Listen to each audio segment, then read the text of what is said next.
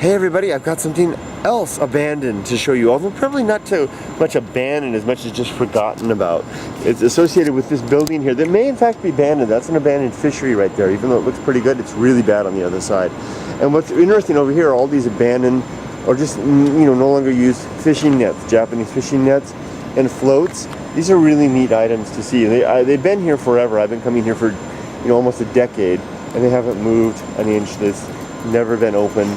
I'm pretty sure that this whole building here is abandoned, no longer used. Just old fishing materials and stuff like that, but there's a real treasure just a little bit further. Hang on there, if you will, for just a moment. I've got a real treasure to show you. I mean, this is something that you just won't see. You just won't see this. Look at this, these floats. Okay, hold on. These are the plastic floats, the modern floats, but you guys know what these are. Look at that. That's an original glass float, an actual glass float used in the fishing industry to buoy the net, and it's actually still attached to all the netting. There's another one down here. It's actually, this one's out of its net. They blow these out of glass. It's very special craftsmen would do this and stamp them, and they would have a special type of a seal. You could even see the stamp on them. I used to sell these when I was an antique dealer. I had actually a business for these. There's a way to detect them.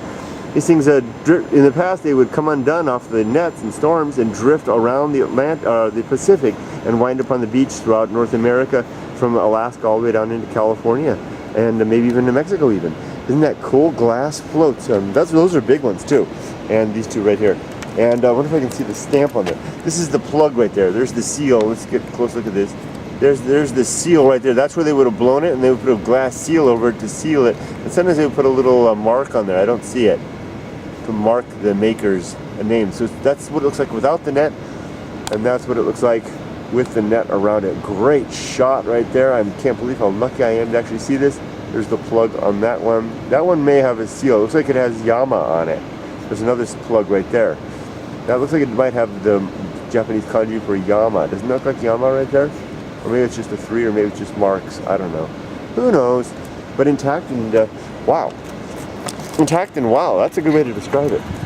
Okay, now it's time for me to be intact and go home to my family waiting for me so we can have some dinner. I'm out for my ride to stay healthy. Gotta stay healthy. Yeah, so that I never die. Yeah, right. See y'all later. Bye-bye.